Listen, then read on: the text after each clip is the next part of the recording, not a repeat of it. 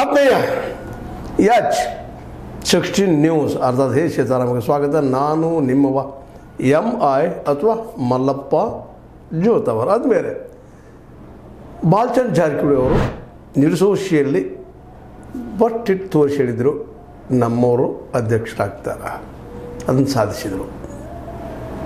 ಇದನ್ನು ನೋಡಿದಾಗ ಜಾರಕಿಹೊಳಿ ಬ್ರದರ್ಸ್ ಜಿಲ್ಲೆಯಲ್ಲಿ ಇವತ್ತು ಅತ್ಯಂತ ಪ್ರಬಲ ರಾಜಕೀಯ ಕುಟುಂಬ ಅನ್ನೋದ್ರಲ್ಲಿ ಎರಡು ಮಾತಿಲ್ಲ.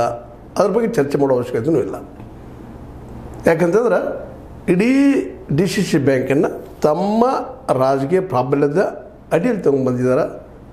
ಜೊತೆಗೆ ನಮ್ಮದೇ ಮಾತು ಫೈನಲ್ ಅನ್ನೋದನ್ನು ಇಟ್ಟಿದ್ದಾರೆ. ಯಾಕಂದ್ರೆ ಇಲ್ಲೇ ಇನ್ನೊಂದು ಮಾತು ನಾವು ಗಮನಿಸ್ಬೇಕಾಗೋದು, ಜೊಲ್ಲೆ ಅವರಿಗೆ ಮಾತು ಕೊಟ್ಟಂಗೆ ಇವತ್ತು ಅಧ್ಯಕ್ಷನ ಮಾಡಿದ್ದಾರೆ.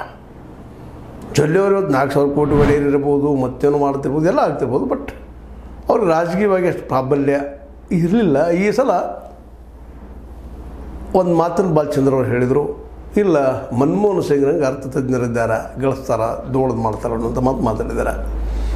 ನೋಡೋಣ ಅದು ಯಾವ ರೀತಿ ಮಾಡ್ತಾರೆ ಏನು DCC ಬ್ಯಾಂಕನ್ನು. ಬಟ್ ಇದು ಇರೋದು 30 ತಿಂಗಳಿಗೆ ಅಂತೇಳಿ ಸತೀಶ್ ಅವರು ಹೇಳಿದ್ದಾರೆ.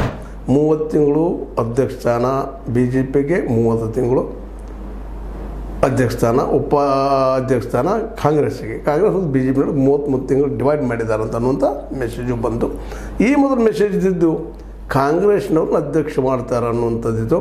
ಆದರೆ ಬಾಲಚಂದ್ರ ಜಾರಕಿಹೊಳಿ ಅವರಾಗಿರ್ಬೋದು, ಸತೀಶ್ ಅವರಾಗಿರ್ಬೋದು, ಜೊಲ್ಲೆ ಅವರಿಗೆ ಮಾತು ಕೊಟ್ಟಿದ್ರು. ಈ ಸಲ ಉಳಿಸ್ಕೋಬೇಕಾಗಿತ್ತು ಅದನ್ನು. ಸ್ವತಂತ್ರವಾದ ಮೀಡಿಯಾಗೆ ಬೇಕಾಗಿರುವುದು